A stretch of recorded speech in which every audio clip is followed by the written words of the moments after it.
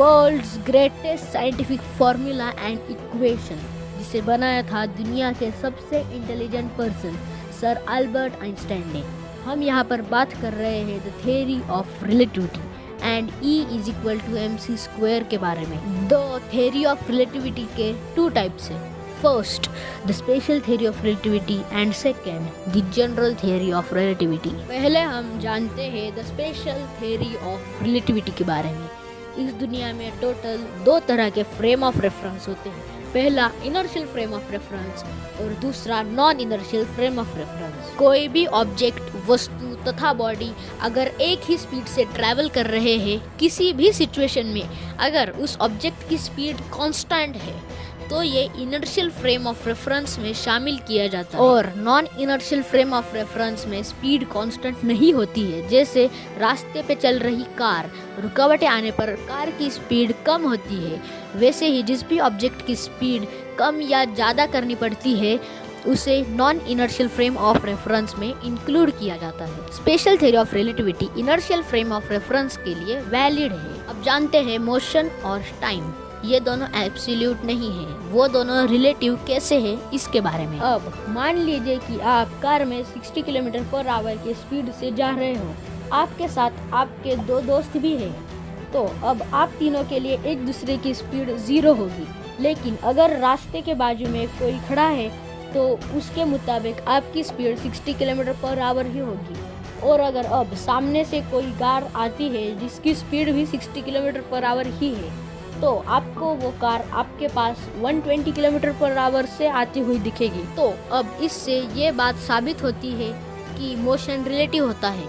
Observer बदलते ही motion में फर्क आता है। अब जानते हैं कि टाइम कैसे रिलेटिव है। 18th सेंचुरी तक माइकलसन मॉर्ले एक्सपेरिमेंट ने ये साबित कर दिया कि लाइट की स्पीड तय है, वो किसी भी हालत में किसी भी ऑब्जर्वर के लिए बदलती नहीं है। पर यह बात भी तय थी कि लाइट ही इस यूनिवर्स में सबसे ज्यादा स्पीड से ट्रैवल करता है। कोई भी ऑब्जेक्ट, बॉडी तथा वस्तु लाइट के स्पीड से तेज हो ही नहीं सकती। पर अगर ये बात सच है तो मान लेते हैं एक यान यूनिवर्स में प्रकाश की गति से भी तेज ट्रैवल कर रहा है। उसी समय उस यान के आगे एक लाइट लगी हुई है।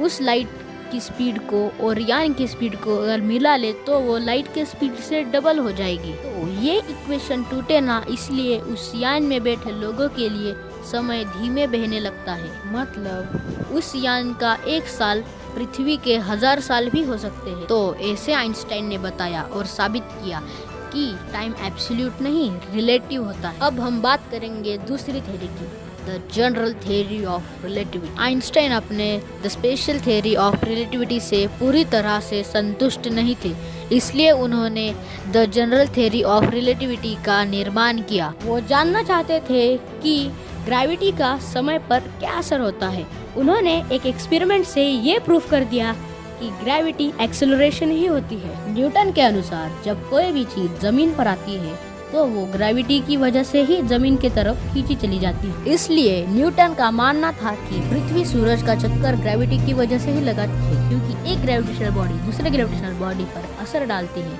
और उसको अपने तरफ खींचती है। पर आइंस्टाइन ने अपने जनरल थ्योरी ऑफ रिलेटिविटी से न्यूटन को गलत साबित करते हुए कहा कि पृथ्वी सूरज का चक्कर ग्रेविटी की वजह से नहीं, ग्रेविटी के कारण बनने वाले स्पेस टाइम कर्व की वजह से लगाती है और बाकी ग्रह भी इसी वजह से सूरज का चक्कर लगाते हैं। आइंस्टाइन ने पहली बार स्पेस टाइम की थ्योरी का निर्माण किया, जिसके तहत उन्होंने कहा ग्रेविटी समय पर असर डालती है। मतलब जिस भी वस्तु की ग्रेविटी होगी उसके लिए समय धीमा चलेगा और स्पेस में समय फास्ट चलेगा। ग्रेविटी स्पेस पर एक भार क्रिएट करती है और इसी वजह से कम भार वाली वस्तु ज़्यादा भार के किसी भी वस्तु के अराउंड चक्कर लगाती है। आइंस्टाइन ने यह भी कहा कि ग्रेविटी लाइट पर असर डालती है, मगर लाइट के स्पीड पर नहीं।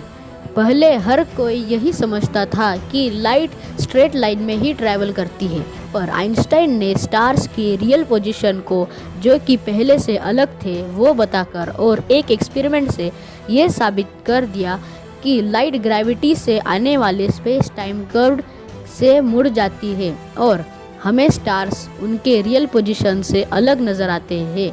थ्योरी ऑफ रिलेटिविटी से अल्बर्ट आइंस्टाइन ने E=mc² ये पावरफुल इक्वेशन बनाया। इस इक्वेशन में E का मतलब है एनर्जी, M का मतलब है मास और C का मतलब है speed of light in bracket constant.